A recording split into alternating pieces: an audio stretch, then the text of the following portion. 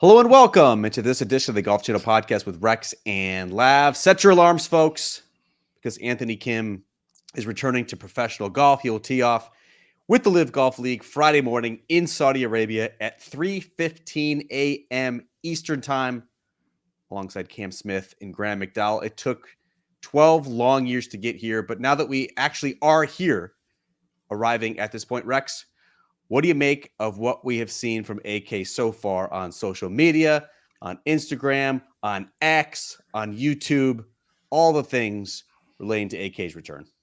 Based on my experiences so far on this Anthony Kim comeback, someone's going to have to explain in detail to Cam Smith on that first tee. I'm sorry, he's been away for the game how long? And he did what 12 years ago? And he hasn't played since. And he didn't die? Like all of the things that you would think that someone of that age, and I've ran into this, that I think I said this during the podcast on Monday morning, that my son is a junior in college. And like it was crickets. Like we were driving up to Hilton Head and I asked him, like, give me everything you know about Cam Smith, and nothing, just crickets. He thought he might play basketball for the New York Knicks. And I'm like, nope, try again. Yeah, like he's in golf. I'm going to help you out along those lines. So I think there's going to be Cam Smith, this is a perfect example, turned pro in 2013. You can kind of mark the passage of time any number of ways. Tiger Woods hadn't had a back injury yet.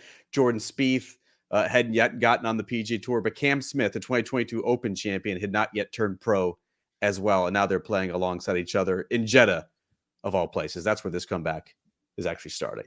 Yeah, I mean, I'm with you on that one. I kind of questioned that one. But the one that stood out, and twofold that stood out to me. One, I think we've both seen the videos, which, by the way, we're kind of a low rent organization when it comes to this. I would love to be able to slap some videos in over top of this, because the video of him hitting balls and doing, the brief interview walking down the fairway in a girl dad t-shirt that looks a little bit too big for him, and Vans, and a hat that was clearly just handed to him off the shelf, and a ponytail coming out the back, like that is chef's kiss. Like nothing screams this particular comeback like that scene more than that. I was blown away by the idea of him interacting with Pat Perez on the range. Like that was almost comical in itself, because even Pat seemed like had to kind of stop and do a double take. And here's Pat's a man of a certain age. He played with AK, so that took a minute.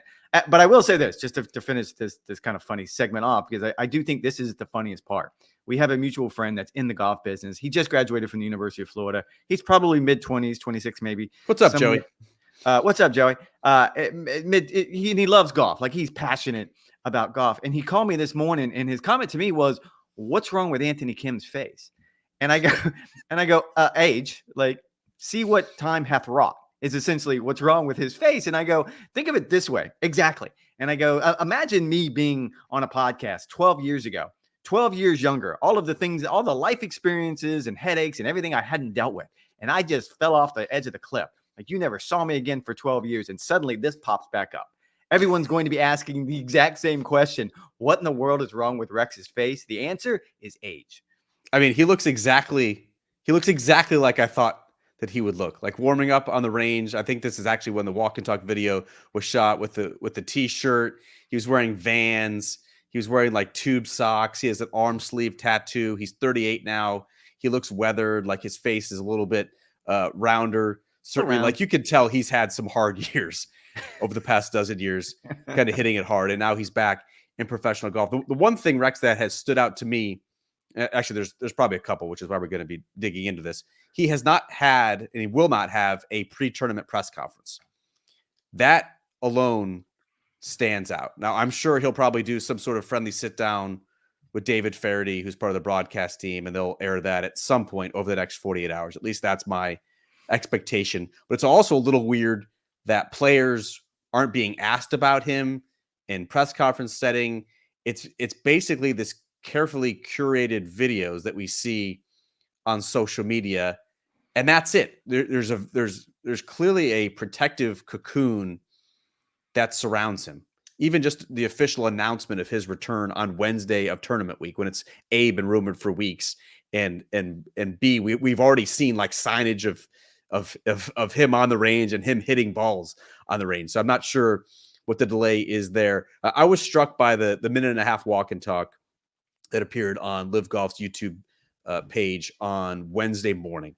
And he said, Anthony Kim did, that he will tell his story when it's the right time. But right now, he's purely focused on golf. He also said he's ready to go. I'm not sure why he would say anything different, and that he doesn't know many of the players anymore. But quote, he's here to bust everyone's ass. So that stood out because the old Can we swagger say that on the podcast? has not gone away. Direct quote. I would not say that personally without direct quotes. Got it. But since I'm just trying to be You're journalistically good. factual, Try to save yourself. that's how we're gonna do. He also concluded, Rex, I think somewhat curiously, the video by saying, "quote Hello haters, I'm back." Who's hating? Who's hating? Who is hating on Anthony Kim? Like he and I are almost the same age. He's 2 years older than I am. Like I grew up watching him. I think everyone liked his style of play. Everyone found him refreshing change of pace. By all accounts, he treated people very well, whether it was folks like you in the media or fans. In these past dozen years, I'm not sure anyone. There's been this shroud of mystery, but everyone is clamoring for him to return. But all of a sudden, hello haters, I'm back. No one's hating. Absolutely no one's hating. This is why I think this is going to be difficult for Anthony on a number of levels. And you pointed out this morning when the press release came through that he's playing the rest of the season, which is a little curious to me as well, because he doesn't know what he's going to have. Physically, he doesn't know his game. He doesn't know and again, this is just 54 holes in a bit of a lighthearted environment, more so than what he would face on the PGA Tour. But still, 12 years away is kind of tough to come back from. If he thinks whatever's happened up till this point is hating, and he shows up this week and lays a big egg and shows up in a couple weeks in Mexico and lays a big egg, and this goes on for a couple of events, then he's really going to learn what hating is. I mean, then social media is going to turn on him. Then it's going to get very, very ugly. And I'm curious how long he has any interest in that whatsoever, because it's nice to get paid at this point in your career. And I will give Liv Golf points for winning this one. This is another win for them, in my opinion. Totally. You're buying a personality here. You're buying a reason for people to tune in to an event that's going on the other side of the globe, at least a certain segment of the audience, because I want to watch. I'm with you. Like I set my alarm clock. I'm like, yeah, I kind of want to see how this turns out. Like, is he the same guy? He clearly has the same swagger, but does he have the same sort of swing and everything that goes along with it? I will say, and our colleague Doug Ferguson, who usually is the no fun league, and he kind of takes the fun out of everything. In this particular case, he did provide some interesting context when everyone was saying that, oh, he won 3 times, Anthony Kim did, before he was 25 years old. Fergie was real quick to point out that Colin Morikawa did that more so, won more tour titles, including a major championship. Jordan Spieth did that more so, with more titles and more major championships. So it's not as though what he did was in itself unprecedented and impressive, however you want to say it. It's the way he did it. And so that's the part that you want to see. Flair, have that charisma, swagger. personality on a tour that is largely vanilla. I thought Joel Beal, our buddy at Golf Digest, he wrote a column and he kind of got dragged for it on social media, I think kind of unfairly, but he said Anthony Kim is not who you thought he was, essentially saying, yes, it was phenomenal while it existed, but he burned out as quickly as he kind of flashed onto the scene. The 3 wins came in quick succession, but when he was at the tail end of what is now the first act of his career, he was battling assorted injuries to his Achilles tendon, his wrist, his hand. He was struggling with the driver yips, and that's kind of what drove him away from the game. That's why he has been such a recluse over the past dozen years, among other reasons, and potentially some financial implications as well that we have not gotten a whole lot of context about. I'm with you that I think it's very interesting that he is going to be a wild card player for the remainder of the year. This is not a one-off. This is not a kind of a 3-event series to see how it goes and then kind of reassess in the summer. This is full commitment, not just from Liv to Anthony Kim, but from Anthony Kim to Liv. And depending on how he's playing, this could either look genius or horrible by summertime. Either he reestablished himself as a world-class player, which we do not have many examples in sports history that pretend that possibility. Many. Or give me the others on the list. Well, Eamon Lynch brought up Bjorn Borg, who was obviously a highly accomplished tennis player, left the game, quote unquote, retired at age 25. And when he came back a decade later, it was horrible. I actually went back and looked at his results. He did not win a single match upon his return from competition, playing a decade later after his kind of mysterious disappearance. So either AK is going to do the unthinkable, do something that's unprecedented, or he's going to further the notion that Liv Golf is kind of this meaningless exhibition, kind of based on gimmickry, and that is not what Liv is hoping for. But it's hard to see the possibility that he comes out guns blazing and starts shooting 64s and 65s.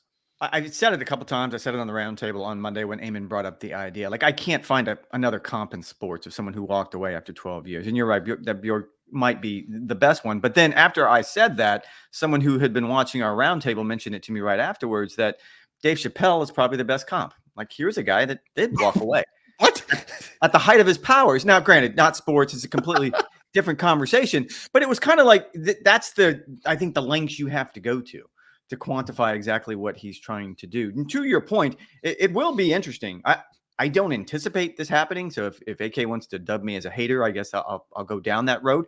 But what if he does come out and has a good week this week and then starts playing well? Next thing you know, he contends. I don't know, maybe sometime this year he wins. It'd be great. It'd be great. It would Golf be fans great. would be going insane. But even that, I think, would be a bit of a testament to Liv Golf as well. Because here you have a guy that's been away from the game for 12 years and was clearly dedicated and worked really, really hard to get back to where he was when he left over a decade ago. And suddenly he lands and he's winning or playing well or contending or whatever the case may be. Then everyone's going to turn the microscope back on the other players on Liv. Like, how come you're not? These guys stink. That hard? Yeah, like these guys stink. These guys stink. So you're right. It could go any number of ways for Liv Golf. I said they got the win, and I do think they got the win on this one because I know for a fact that AK was in negotiations with officials from both the PGA Tour and Liv Golf, and he was trying to get the best deal possible. And clearly, Liv Golf offered him the best deal possible, money-wise. But I also say it's probably the best landing spot for all the reasons you pointed out, because it's 54 holes. It's relaxed. He can fly a little bit under the radar, at least right out of the gates. I don't think that's going to be the case when he plays in Miami in a few weeks in the next Liv event. I think then everything's going to get ratcheted up because at that point, you just can't sort of brush off a friendly, videographer who's trying to get you to talk on a promotional video. This time you're sitting on a stage and you're going to get peppered with questions and you're probably not going to like that. Yeah, I was actually very curious to see who among us in the dubbed corrupt golf media was going to be flying to Jeddah to cover Anthony Kim's return. It does not seem like many, at least based on the questions that we've seen so far in the pre-tournament press conference. I'm not sure. I thought there would be a handful, and probably if there was anywhere that he was going other than Saudi Arabia, Hong Kong is next week's tournament. We probably weren't going to Hong Kong either. But had this been in London, had this been in South Africa, had this been in Mexico, I'm sure we would have had a Golf Channel presence there. But it does speak to kind of a larger point, Rex, and how they've shielded AK to this point, because without a press conference, there is no context for his return. All we have is more questions, and maybe that's by design. I mean, he has been mysterious over the past dozen or so years. I believe he's only given one interview, and that was the aforementioned Doug Ferguson 5 or 6 years ago. It only creates more intrigue. It only helps grow the legend of AK, and that might be all this thing is until we see how it pans out. But without any explanation of where he's been, why he's back, what he wants to do, what his future goals are at age 38, this does feel like an unserious sideshow. Now, we could be having a much different conversation in 5 days' time once we actually have 54 holes of results to analyze. But without him meeting the media or explaining himself, it's just something smells a little bit fishy.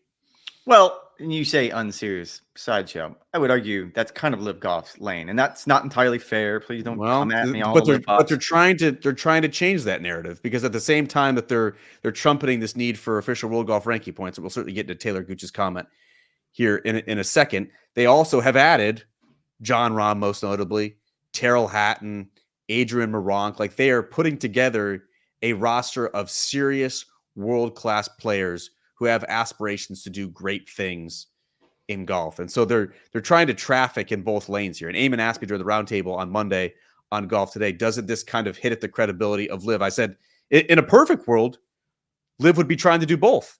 You would trying to be accumulating as many stars as you can for a competitive product while also kind of pandering or tailoring your product to kind of the casual sports fan or the guy who remembers AK from 2010 and wants to see that again. I think you can have both ways. And again, like the PGA Tour would have bent over backwards to try and get him in their tournaments. So I don't think that criticism is necessarily fair, but it does come at an interesting time in Liv's history when it's trying to establish its credibility, when they're still fighting the OWGR battle, that you do bring someone who hasn't played in 12 years.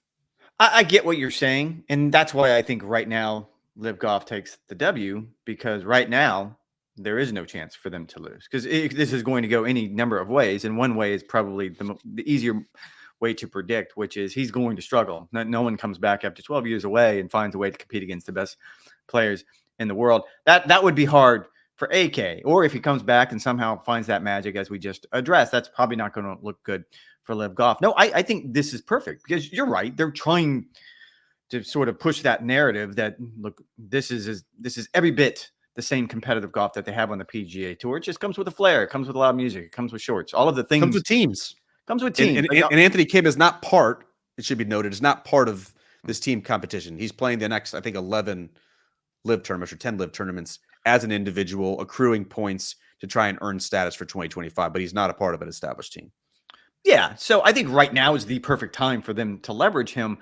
I am curious, like, they could have owned this narrative. They could have been the ones with David Faraday or whoever else who sat down and had this story ready on Wednesday of this week, where you sat down and did a 30-minute deep dive with AK. Like, all right, let's pick up where you left off. 2012. You walk away, you get surgery. First question, what happened? Second question, where'd you go? Third question, what you been doing? Why? Yeah. Like it's like pretty easy.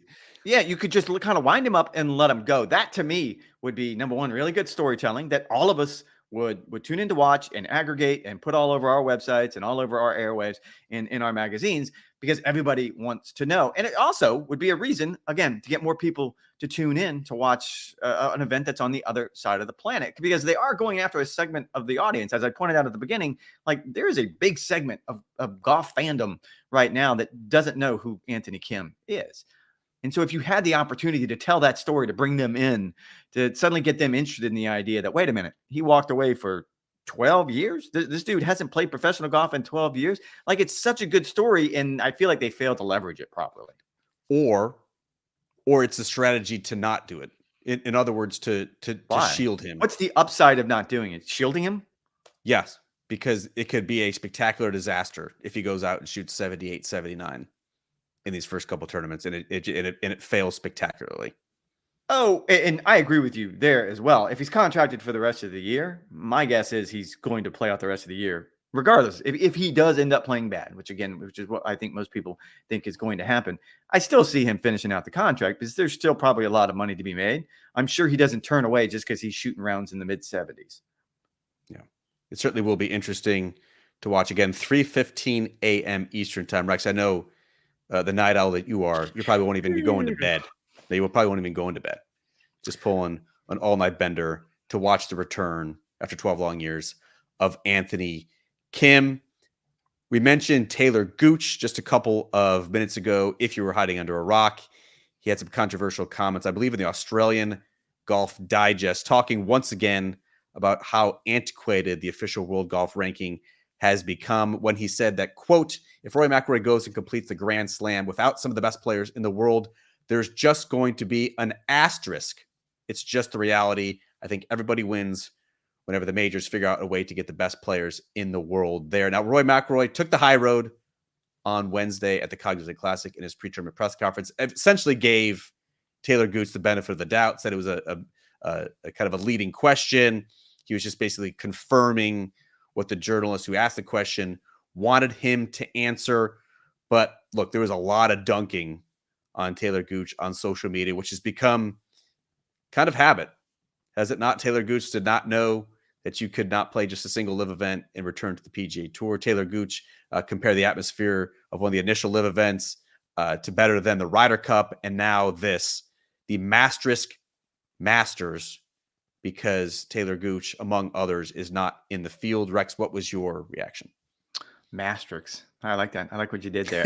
He also he also showed up at Augusta National a few years ago in shorts for a practice round. So I mean, we can keep going down the list. I think Rory is correct. I am a little surprised he took the high road as much as he did, because that is, I do feel like Taylor was kind of dragging him a little bit on that front, because as most people on X pointed out almost immediately, that you could argue that Jon Rahm's victory last year, who's your colleague now at the Masters, should also come with an asterisk then, if that's the logic you're going to use. If it's not the absolute best field in golf, then anything that gets won on either tour, major championship, doesn't matter. Everything should come with an asterisk. So his math is flawed on that front as well. I just, he has a point if you just take the second part of his quote. And I guess that's sort of the definition of Talor Gooch, is it not? Like, if you can ignore the stupidity of his first sentence, which normally there's a lot of stupidity in the first sentences, going all the way back to, I thought I could just play in one live event. I don't believe that, by the way. You just said it as fact. I don't believe that was the case. I believe that was the easiest way for him to finish up that interview. It was at the Open Championship. I was standing there. I was the one that asked the question. I don't believe that. No, that's just not possible. There was too many. Does not seem like he's reading the fine print, though. It wasn't even fine print. It's not. Jay Monahan could not have been clearer. Like, we can accuse Jay of a lot of things. It's not fine print. It's actually like size 48, bold, underlined, all caps. Yes. So this is Truman wins across the top of a newspaper. For those, I'm dating myself, but yes, it's a very, very big headline that he was ignoring or choosing to ignore on that front. So no, I don't believe that he thought that either. But if you take the second part of the equation, and if you just ignore the stupidity of the first part, he's absolutely right. Like, we can all agree that we want the best players in the Masters. We want the best players in the major championships. And I feel like Joaquin Niemann getting the invite is a really, really good first step. And I feel like that's opened a lot of people's eyes, and maybe the PGA of America or even the USGA will start thinking about, oh, man, like, do we really want to play a major championship without player X, Y, or Z? Like, this was just X. But what if we also start looking, or they start looking at Y and Z as well? I don't think that's out of the realm of possibility. But to say it should come with an asterisk, just because you're not in it. And I think this was Eamon's take on the roundtable. And Eamon was a little bit harsher than I think you and I would be on anyone, But particularly on Talor Gooch. Like, I just don't like my ally here. And I said this last year when he was upset about the USGA changing the rules and him not getting into the US Open, because they changed their rules saying that not only did you have to qualify for the Tour Championship the previous season, but you had to play. And it had to be exempt. No, you had to play. It was the part, if you remember it, because he actually qualified for the Tour Championship, more or less. But if you remember, he of course joined Liv Golf and did not participate. Yeah. So that was sort of the qualifier that they put on that kept him out of the US Open. And he complained about it to anyone who would listen, and then didn't show up for qualifying, or didn't sign up for qualifying for the US Open. You're like, hey man, like, if you really want to play, there are avenues. Like, look at what Joaquin Niemann has done over the last few months. If you look, Talor Gooch hasn't played in an event anywhere around the world that gets world ranking points since last November.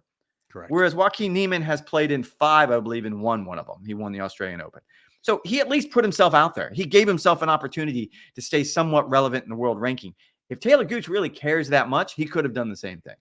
Absolutely. He certainly could. And I think, as we discussed on the podcast last week, there were myriad reasons why Joaquin Niemann is in the Masters, whether it was affiliation as a former Latin America amateur champion, being the best player from that particular region that's so important to Augusta National, winning the Australian Open with such a legacy and a history of that tournament, but also just going out of his way, as you said, to play other DP World Tour events and try to get in via the established method, which as of right now is the OWGR. There are a couple of points here that I think are interesting. And it does follow, you were at Pebble, what Roy McIlroy said. And speaking of leading questions, this was another one that Roy faced at Pebble, where he was asked, does a win in a signature event, even at a place like Pebble, feel at all cheapened by the fact that you don't have a DJ or a Rahm in the field? And Rory's answer basically affirmed that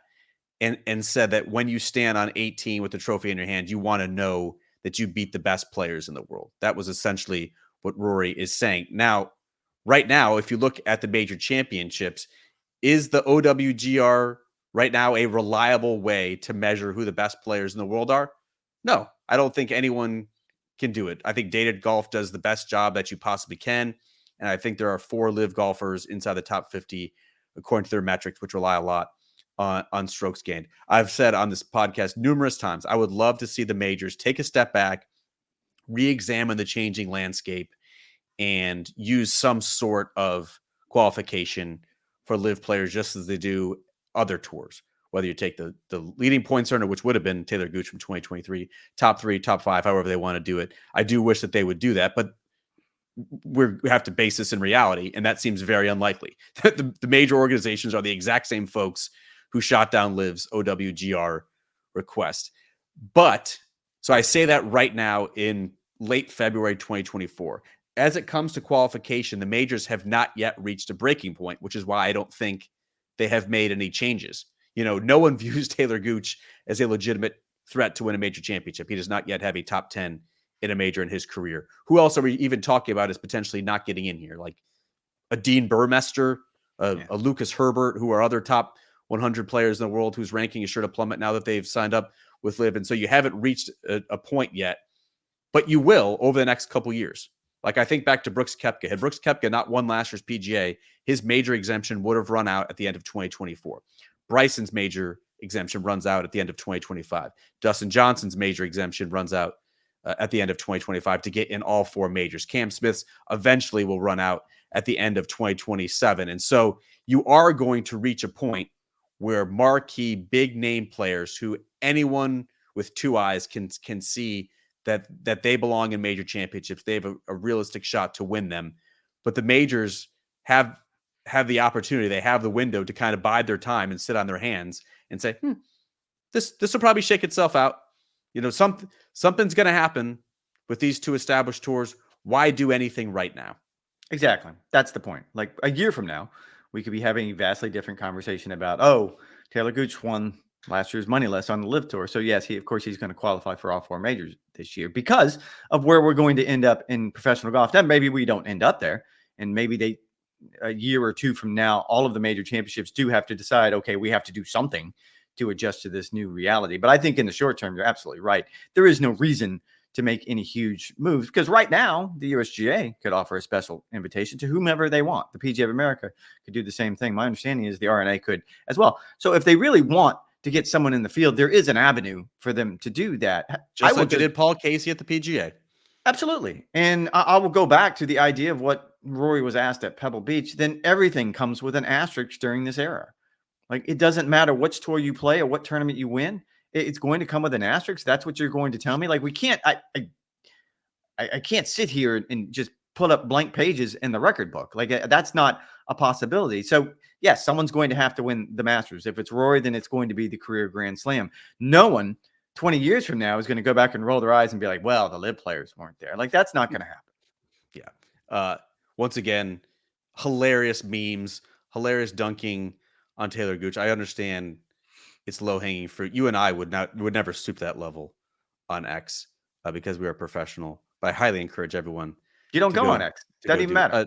Exactly. It's just there for scrolling purposes late at night. And Talor Gooch actually was responding to some folks on X if you're interested in those sort of defenses. Rex, finally, I did want to get into the policy board meeting that happened on Monday. Apparently a marathon policy board meeting ahead of the Cognizant Classic. Rory McIlroy is playing this week's event. Long time, 5 or 6 years since he has been in this field. Although he is no longer a part of the policy board, it does always seem like he has his finger on the pulse. But the news that came out was a Webb Simpson, a wide-ranging interview with golfweek.com in which he talked about the potential of the PIF deal, which is now extended 2 months past that December 31st deadline. Everyone thinking this was going to be getting done ahead of the Masters or even potentially the Players Championship. No. Everyone was like it's going to happen. I think optimistically, some people mentioned probably Keith Pelley was the one who got the ball moving, saying that when he announced he was stepping down from the DP World Tour, he suggested that he's leaving essentially the first week of April, right around the Masters, that he feels like something was going to get done. Most people internally will tell you that was being optimistic as well. Everyone agreed that December 31st last year was being wildly optimistic, but we've talked about this. That was just a placeholder. I think more realistically, we can look towards the end of this year, if not midsummer, somewhere in there, for a lot of different reasons, because I just don't think, and I laid this out last night on Golf Central, there's 3 hurdles when it comes to this particular deal. And one of them has to do with just trying to negotiate a multi-billion-dollar deal, which comes with nuances and it's complicated. And Eamon Lynch pointed out correctly that there is a sort of a blueprint for that. The SSG deal that the PGA Tour announced last month, that kind of creates this avenue for other investment. So in theory, you would sort of have a plug and play system in place that if you really wanted the PIF involved, so here's the avenue. This is what it would look like. This would be the investment. This would be the percentages. That would be relatively straightforward in the grand scheme of things. The other part of the equation is, as we know from the framework agreement, allowing the LIV players back onto the DP World Tour and the PGA Tour will be a big part of whatever a potential definitive agreement looks like. As we now know, being able to look players in the eyes, that's not going to be an easy sell, I don't think, on either side. Like we're kind of focused on the PGA Tour side when Tiger Woods makes comments about, that there has to be some sort of penalty to come back. You hear sort of rank and file players sort of screaming the same thing. I don't know how many LIV players even want to come back based on polling I've done. But that's why it's so interesting, because Webb Simpson said that essentially the conversations are centered around 6 players who are going to be desirable to the PGA Tour. The rest are going to send a Q School, the Corn Ferry Tour, DP World Tour, whatever you want to do. But those 6 players, if we're keeping tabs on them now, are Dustin Johnson and Phil Mickelson, who are lifetime members. Phil comes with his own sort of baggage. And then you have Brooks Koepka, you have Cam Smith, you have Bryson DeChambeau, and you have John Rahm, all of whom have major exemptions. And I would say a lot of cachet with PGA Tour fans and PGA Tour players as wanting to welcome them back in the fold, not just for the quality of their play, but also I would think their popularity. I guess the question when reading that little excerpt, Rex, in the Webb Simpson interview was, does incorporating those 6 players alone and no one else, like, is that enough to restore the PGA Tour's luster, its rightful place as the obvious preeminent golf tour, just those 6 players alone? Or are they still lacking some of the second and third level depth that's been robbed of them with Liv Golf's introduction? Well, you didn't let me get to the third item. So finding a way to allow the LIV players back is a complicated part. Well, no, because this answers your question. And then the third part of this is investigators will have a say, federal investigators. The DOJ is still actively investigating the PGA Tour for antitrust violations. Just spoke with a player last week who had an interview with agents from the DOJ about possible antitrust violations. We know that the Senate is going to take a long, hard look at whatever a potential definitive agreement between the PGA Tour and the PIF are going to be. All of those things factor into what you just said, because I remember doing this story early last year. I think it might have been at the Honda Classic then last year, where there was kind of rumors of Brooks wanting to come back. There was some buyer's remorse and maybe he wanted to come back. And I remember talking with different players about this and having one player, Billy Horschel, telling me that, well, we could do it a la carte, that we could take the players we wanted and leave the players that we don't. And I remember laughing in his face, because I was like, you can't do that. Like, that's not the way this is going to work. And him pushing back saying, absolutely, we can do this. And now in retrospect, based on what I just said about federal investigators, they're not going to be able to do that. Like, you can say we only want these 6 and the rest of you can go pound sand. I'm not quite sure where that saying comes from. I'm not sure either. Yeah. But I agree with you. It does seem highly unlikely that would be. And again, if one of those players is Phil Mickelson, who is actively recruiting players away from the PGA Tour to LIV Golf, it's hard to imagine they say, come on over, Phil. Everybody else, you go to Q School, you go to Europe, you do your thing. Phil, sure, you can be welcome back in the family. It can't be a la carte. It's going to have to be a pathway for all, for one and all.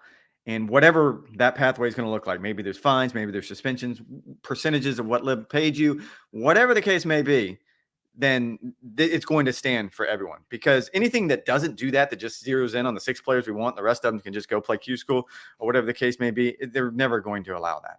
And trust me, the investigators, the DOJ, the Senate, they're going to have a big say in what this looks like. Like, I know that there's plenty of people in the audience that hate the idea of that. And why is the government getting involved in sports? Because the government is involved in sports across the spectrum. I mean, look what's happening with the NCAA right now. So, of course, if there is going to be a deal with the Saudis and the PGA Tour, the federal regulators will have a say in it, and they would never go for that. And the whole point is to bring all of the best players in the world together again, not just kind of a cherry picked half dozen. And like, do you really not want Andy Ogletree back? Or I guess, period, because he was never part of the but would you not, like, here's an up and coming young player who I was like, yeah, all right, they got one of the young players. Like, you really don't want to create an avenue for him to come back? Right. Like, that's why I think this is not the road that they should be pursuing, because yes, Liv has definitely taken, I would say, a lot of like top 50 depth. And you look at the official World Golf rankings of the players who left, when they left, and what the ranking was. We're talking about Joaquin Niemann, we're talking about Terrell Hatton, Patrick Reed, Sergio Garcia, Louis Oosthuizen, Adrian Meronk, Talor Gooch. And so that has kind of robbed the tour of that second and third level of depth that makes it feel like the best tour in the world. But also, that doesn't even make mention of the young guys, whether it's the Caleb Surratt, who has been pretty impressive in his limited time so far with Liv, David Puig, who just had a breakaway win on the Asian Tour, Eugenio Shikara won last year on Liv. Like, are all of those guys replaceable with up-and-coming college studs? Maybe, probably.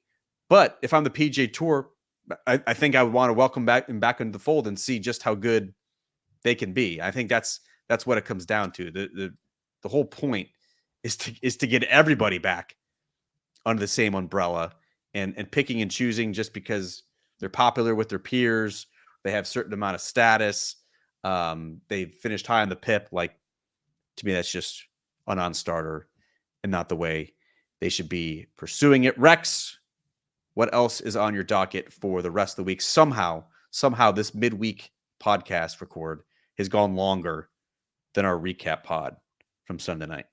Well, we did it Monday morning, and I had a tea time, so I think that explains it. I don't think you need to dig any deeper. How'd you play? Well, I had to stop halfway through the round to record the roundtable. The aforementioned probably for the best. It probably was for the best. Actually, I had just I didn't get a chance to say this on air, but I just parred 7, which I thought was a minor miracle after almost hitting it into an alligator's mouth. So I thought that was, and then I got to skip 8, which is the hardest hole on the course. And then I think I caught up with the group by the time they were on 15. So it was fun. My son played with me. 15. Yeah, man, that roundtable took a long time. You didn't notice this, and I don't want to throw anybody under the bus because he ended up being really nice about it. But during that roundtable, the locker room attendant in the locker room at Harbour Town, which he was yelling at me. Like, you might have saw him, but you didn't hear him yelling at me, because right before we came up live, he was having a conversation with someone else. And trust me, I had asked, I'd gone through multiple layers of people asking, like, is it okay if I do this? I'm really, really sorry. Yep. No, it's fine. We'd love to have you. Whole 9 yards. As I'm getting ready to come up and Eamon's introducing you and I, this gentleman is having a very loud conversation right behind me with someone else. And I thought I politely turned around and said, excuse me, gentlemen, I'm sort of in the middle. And he yelled at me for the first 2 minutes of that hit about, this is a locker room, not an office. I love that. I did see an attendant taking out the garbage, which I thought was a fitting metaphor for when you're babbling on about God knows what. But I did not hear any yelling. I did not hear any screaming. I did not hear any hostility. But kudos to you. He stopped. He did. He finally stopped when I think right next to me on the wall, right next to me, was Golf Channel playing, and it's about 30 seconds or 15 seconds behind. That's you. Hey, that's you. I think that's when he finally put 2 and 2 together and stopped yelling at me. Because it was 2 minutes into, and I'm sweating bullets trying to listen to Eamon ask whatever it is Eamon asks, because it's always that. Let's peel back the curtain. Like, Eamon is he's a loose cannon. Like, we can both conspiracy theorist. Yeah, like, we can both agree on that, right? Like, when he asked me the question to compare Tiger Woods' reign is what he called it, on the PGA Tour policy boards to, I think, the dictator of North Korea. That's when I went stumbling and bumbling into the night, because I couldn't get away from that question fast enough. That was an all-time. That was one of the moments of the year 2024 in Golf Channel history, comparing Tiger Woods' undefined reign as a policy board director. Stella, hello, Stella. She's feeling fresh after her grooming. Rex, my grills are accumulating dust, and cobwebs. Have not used them much this week. And on Thursday and Friday, I'm heading to Orlando for my sister-in-law's wedding. And then I'm heading up to sunny Connecticut to co-host Golf Today. And so we're putting all of our faith and trust in you. What is on the grill? I actually took out. I wanted to see what was in the freezer. You don't do this. Like when I smoke a pork butt, I only smoke half of it, only because like my pit barrel really isn't big enough for the whole thing, and also no one's going to eat the whole thing. So between that and I had 2 racks of ribs that were freezing, and then I'm going to do chicken wings. I just needed to get them out of the freezer. So once they thaw out, that's what I'm going to do. Are we playing golf on Friday? He mutes because Stella is. Yep. No, we are not playing golf. Winter Park 9, which we helped the revitalization help put on the map. They are 2 booked out. Dubs Dread 2, another classic course in Orlando that you and I have played several times together, is unavailable at the time. And so, no, we will not be playing golf. Instead, I'll be drinking and waiting until the 5 o'clock wedding party. Not that I'm too upset about that. Folks, that is going to do it for this edition, finally, because my dog is about to bark. Edition of the Golf Channel podcast with Rex and Lab. We'll be back on Sunday evening. I'll be in the wonderful Residence Inn in Stamford, Connecticut to recap the Cognizant Classic, Roy McIlroy's performance there, as well, of course, as Anthony Kim's performance on Liv. It should be a meaty, a beefy podcast, and hopefully I don't shoot all the bullets that I will save for Monday's golf today. But in the meantime, you guys know the drill. Make sure you go to NBCSports.com/golf for the latest news, notes, and features and commentary from the world of golf. It should be a compelling week in the golf world. We're here for you. We can't wait to break it all down in a couple of days. Taco bar.